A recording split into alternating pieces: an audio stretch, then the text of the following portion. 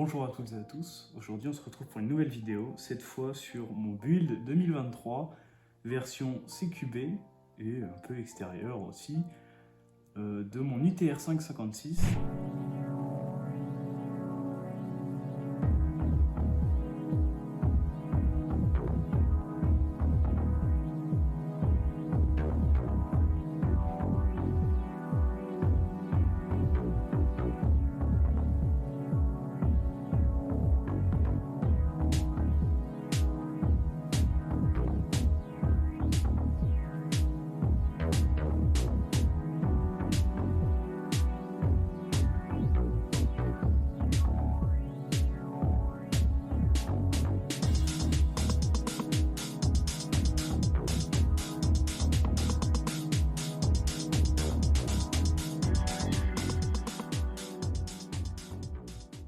Donc aujourd'hui on va présenter tous les accessoires que l'on peut ajouter à notre réplique pour la rendre plus fonctionnelle ou niveau esthétiquement parlant plus jolie.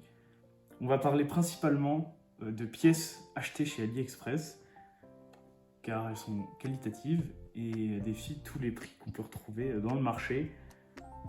Et c'est pour ça qu'on va les présenter pour un peu débunker certaines choses et montrer les qualités même de ces accessoires.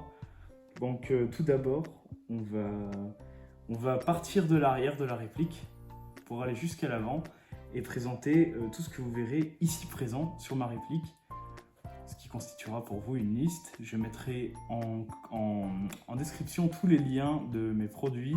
Les prix vont évoluer, parce qu'AliExpress ça évolue un peu tous les jours les prix, mais au moins vous aurez une idée claire de comment rendre votre réplique plus sympa et plus fonctionnelle.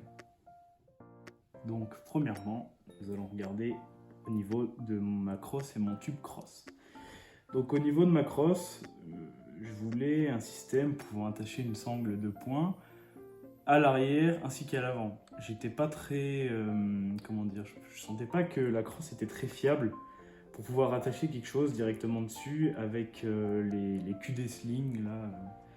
Parce qu'il y a deux prises, il y en a une ici et une au milieu à peu près.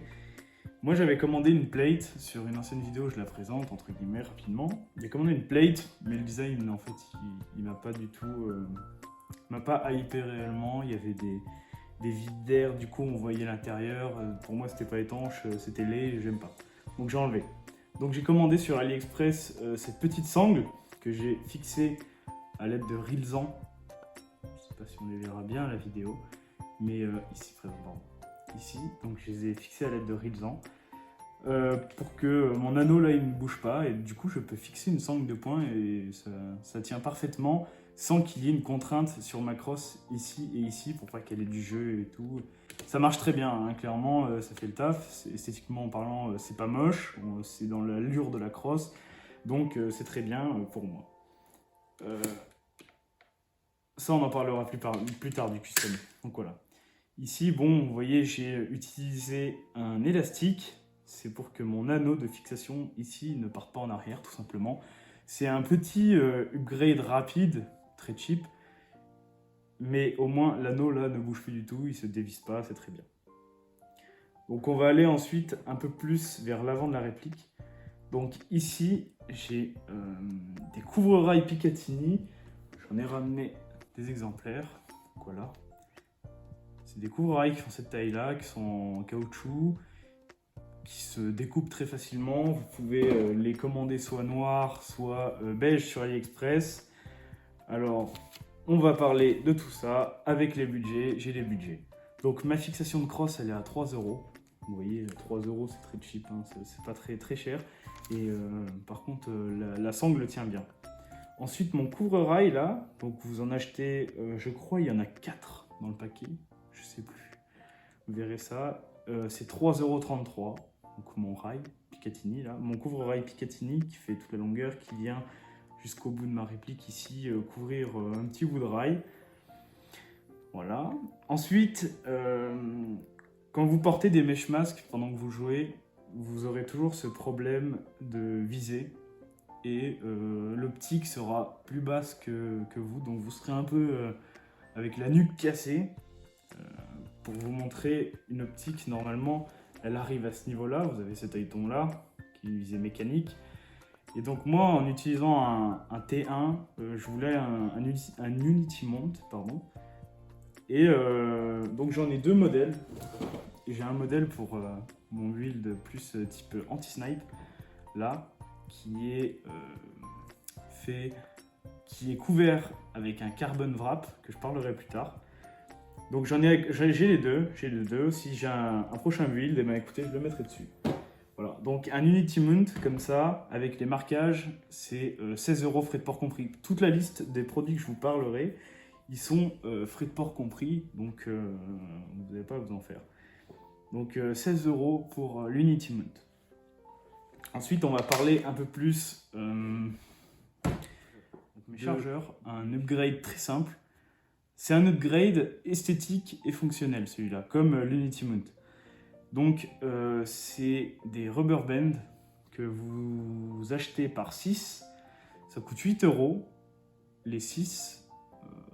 Et en fait, vous avez une meilleure prise en main en soi quand vous avez des bons gants.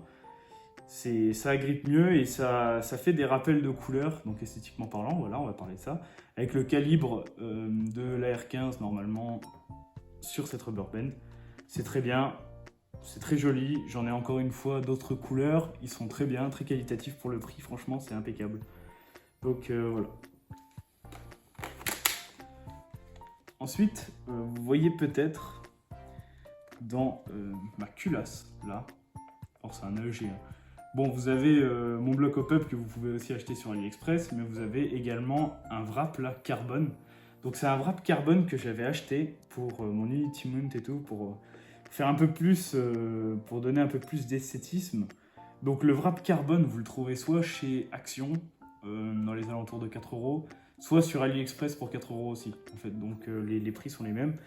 Et comme vous pouvez voir, en fait, ça rajoute quelque chose, au lieu que ce soit pour certaines répliques chromées, ou d'autres noirs. Moi, là, c'était noir. Ici, en carbone, c'est beaucoup plus joli. Et ça rajoute un petit plus et ça met en avant, je trouve, cette culasse qui est beaucoup plus jolie pour le coup. Ensuite, à l'avant de ma réplique, ici, vous avez un attache-sangle, puisque encore une fois, il y a un QD-sling ici, monte. Mais bon, ça fait taper directement, ça contraint un peu la structure, ça met des forces où on n'en veut pas. Donc j'ai acheté cet attache-sangle, il est noir de base aussi, vous le trouvez aussi en beige. Et il coûte pas grand chose, il coûte 3 €. Et il est en métal, il est très bien. Et encore une fois, il est couvert avec un petit wrap. Donc c'est super. Ensuite, on va continuer à l'avant de notre réplique. Donc à l'avant de notre réplique, on a le switch. Donc ici, vous avez un switch pour mon déballe, que je vais présenter après. Vous avez un petit switch, un petit bouton, je ne sais pas si on le verra bien à la caméra. Il y a un petit bouton, que j'ai pas en rouge, mais bon. Il y a un petit bouton poussoir là. Lui, il coûte 10 €. C'est pas excessif, ça va. Franchement, c'est pas grand chose. Il y en a un qui est fourni avec le déballe, hein, mais c'est juste que je voulais quelque chose de minimaliste un peu, qui puisse ne pas prendre énormément de place sur ma réplique. Juste en dessous, vous avez un Picatinny, là. Il repose sur un Picatinny, parce qu'en fait, sur la réplique de base, ici, c'est usiné. Alors, c'est pas... Voilà. Vous achetez du M-Lock, vous mettez un rail Picatinny. Alors, un ensemble de rails Picatinny, il y en a... je ne sais même plus le nombre de pièces qu'il y a. Ça coûte 8 €. Vous en avez pour 8 € pour ces petits rails Picatinny en M-Lock. Ça surélève votre bouton, ce qui fait que quand vous avez votre prise en main, avec votre poignet, hop. Moi j'ai une petite main, donc ceux qui ont des grandes mains, ce sera plus facile. Petite main, ça marche très très bien. Ensuite, on va parler un peu du déball là. Je sais pas comment ça se dit en anglais, faut pas me demander. Que j'ai acheté sur AliExpress pour la maudite somme de 33 €. 33 € si on est exact. Donc il est fonctionnel, il marche très bien, il explose la tête. Les piles, ça coûte, par contre, ça coûte bonbon. On est sur certains sites 4 € la pile, en magasin 8 €. Il est en polymère, je l'ai pris noir. Il a deux fonctions. Donc,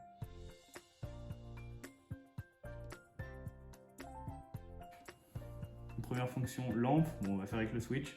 Lampe qui s'éteint. Et si on appuie, normalement il y a le stroboscopique. Voilà.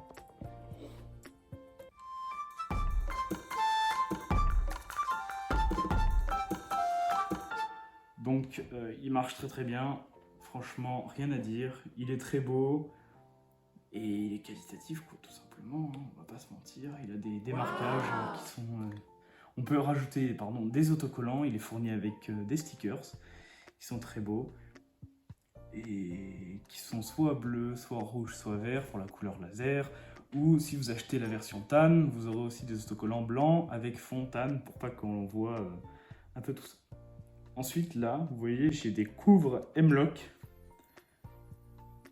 qui sont jolis, qui ont un bon grip aussi. Je les ai achetés pour le grip, principalement. Ils sont à 15 € les deux. Voilà. C'est pas non plus très cher. Bon, ça rajoute un peu d'esthétisme. Ensuite, on va parler de ma poignée, qui est en couleur tan. La poignée, sur AliExpress, ils vont dire qu'elle est en wolf, dark brown ou un truc dans le genre, en tout cas foncé. Et au final, en fait, elle est tan, clairement comme le Unity Mount que vous trouverez sur AliExpress. C'est la même couleur, hein, c'est la même teinte, c'est un peu rosé plus que marron, mais bon, c'est joli, ça rajoute un truc, et puis ça fait un petit rappel de couleur, toujours. Et donc ensuite, il y a un dernier truc que je n'ai pas parlé. Qu'est-ce que c'est? Ah oui. Mon maintien de câble, donc vous pouvez l'acheter par deux, il est usiné en CNC, avec logo ou sans. Sans logo, ça coûte toujours un peu moins cher, mais bon, vaut mieux acheter avec logo, ça rajoute un peu plus de choses. Il coûte 6 € les deux. Là, j'en ai mis qu'un, parce que j'ai pas beaucoup de rails, donc ça sert à rien de mettre... tout simplement de mettre des accessoires pour rien. Ça fait du poids, ça contraint, ça sert à rien. Ensuite, on va parler de custom, mais de façon opérationnelle, on va dire, pour rendre votre réplique un peu plus réaliste, avec un peu plus de vie, avec beaucoup plus de charisme, si on peut dire. Donc pour ça, il n'y a pas 500 solutions, hein, clairement. C'est ces petits feutres. C'est de la peinture en feutre, tout simplement. C'est des Posca, pour ceux qui connaissent. Donc Posca, très très bien. Vous pouvez custom votre réplique. Donc sur vos chargeurs, numérotez vos chargeurs. Moi ici, je vais vous montrer. Je les numérote en bleu. Donc là, c'est un 3, logiquement pour vous. En dessous, je les numérote aussi pour quand il est dans mon chest, je sache quel chargeur je tire. Et en fait, ça donne une certaine vie à votre réplique. Vous voyez, par exemple, sur mon déballe, hop, les initiales, un numéro, toujours. Sur ma crosse, j'ai écrit, c'est pas écrit Ken, hein, je vois déjà, c'est Kraken, c'est le nom que je donne à ma réplique, Kraken Build. Voilà. Et ensuite, si vous voulez custom d'une autre façon, vous pouvez mettre des élastiques, vous pouvez acheter aussi pour pas cher du tout. Dans les magasins de bricolage, il y a souvent des velcro de couleurs. Donc en général, il y en a pour 3 € je crois, les 2 mètres. Vous en achetez pour tenir vos câbles. Si vous voulez pas acheter ça, vous pouvez acheter ça pour tenir vos câbles. Il y a des scotch de couleurs aussi qui peuvent être très très jolis sur les répliques. Moi je suis plutôt type... J'aime bien acheter les articles qui vont avec la réplique entre guillemets et qui vont avec les accessoires. Ce qui fait qu'il y a un ensemble qui est cohérent sans que, esthétiquement parlant, ce soit trop flashy ou qu'il y en ait trop, que ça surcharge la réplique. Vous voyez, comme par exemple là, vous avez normalement 3 teintes différentes et au final, elles se remarquent quasiment pas, quoi. Vous voyez? Et ça donne un certain charisme à votre réplique. C'est-à-dire que quand vous arrivez sur le terrain, au lieu d'avoir une réplique qui fait cheap d'origine, vous aurez quelque chose de joli. Par exemple, je vais vous montrer d'ici quelques secondes une autre réplique que juste un accessoire a modifié complètement la tête de la réplique. Bon, la réplique est proposée avec l'accessoire, mais vous verrez, ça change tout. Voilà, donc la deuxième réplique dont je vous parlais, c'est l'ASK 204. Alors ici, c'est la 204p d'origine. Donc 204p, c'est la version tactique. Donc normalement, avec un garde-main à l'avant, un fût... avec des Picatinny partout. La réplique, elle est assez chère pour ce qu'elle vaut, hein, je vous le dis. Mais vous voyez, rajouter, je vais vous mettre une photo de la SK204P, version tactique, normalement, avec les rails, et maintenant vous voyez celle-ci. Je vais vous dire, il n'y a vraiment pas photo. Celle-là, esthétiquement parlant, elle est plus jolie, et puis elle est... je sais pas, elle a un petit truc qui fait qu'avec ce garde-main en bois, elle est plus jolie. Sur les customs, pour donner un peu plus de vie à votre réplique, il y a tout simplement des scotch. Donc là, je vous ai ramené deux chargeurs différents. Donc un plus type AK-74, l'autre un peu plus type AKM, AK-47, mais qui va très bien sur la réplique. Donc là, vous avez le premier. Donc vous voyez, juste rajouter du scotch, ça donne de la vie à votre réplique. De l'autre côté, vous voyez toujours numéroter les chargeurs, ça c'est une habitude. On les numérote. Et enfin, regardez, là il y a deux aspects. Donc si j'y arrive, je ne peux pas y arriver. Ah, si. Il y a deux aspects. Il y a l'aspect esthétique et en même temps l'aspect pratique. Donc sur l'aspect esthétique, vous avez bien sûr vos scotch de couleur. Donc ça c'est pour retrouver ces chargeurs, hein, tout simplement. S'ils tombent. Mais bon, vu que ceux-là ils sont typés bakélite, bon c'est pas très bakélite, pardon. Mais bon, c'est pour retrouver. Et ces bandes là, en fait, c'est du scotch. Mais en fait, quand vous passez avec un gant, même sans gant, ça agrippe beaucoup plus qu'en temps normal. Donc vous en mettez des deux côtés. Vous mettez des bandes et vous voyez, ça donne un certain style quand même. Ça fait une sorte de, je sais pas si on peut dire, je sais pas, je dirais pas du coup, mais ça rend un chargeur tigré et en même temps sur un aspect, pratique, c'est beaucoup mieux, hein, clairement. Avec des gants, on sent la différence. Donc voilà, c'est ce que je voulais présenter, bien sûr avec toujours les coups de Posca qui donnent de la vie à la réplique, hein. Puis après, une réplique en métal, ça se patine tout seul, donc ça la rend encore plus jolie au fur et à mesure du temps.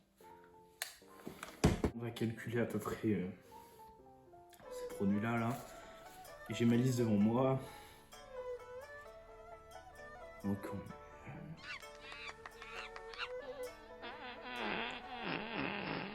on est à peu près sur 120 €, si je ne me trompe pas. Ça devrait faire, je pense. À peu près sur 120 € de produits, 120,33 précisément, parce que j'ai une petite virgule au bout d'un moment.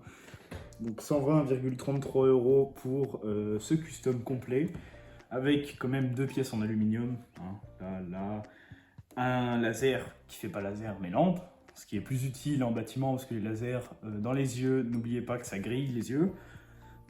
Donc une lampe, le switch, cette pièce là aussi en alu, celle-là également, et puis des couvre-rails. Bon, enfin, donc un peu de tout, ça donne un look, voilà, on a un look qui est plutôt joli. À l'épaulé, on est sur la hauteur de visée grâce au Unity Mount. Voilà, et puis vous aurez un peu plus de style, quoi. Il n'y a qu'un seul produit que je n'ai pas présenté, celui-là, mais il n'est pas acheté sur AliExpress, donc je n'en parlerai pas. Voilà. Et ce sera tout, je pense, pour cette vidéo. Merci à vous d'avoir suivi, d'avoir regardé jusqu'ici.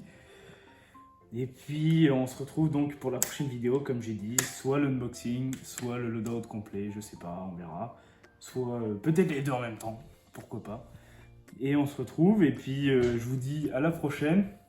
Merci d'avoir regardé, et puis n'hésitez pas à commenter, liker, s'abonner, n'importe, vous faites comme vous voulez, je m'en fiche. Et puis voilà.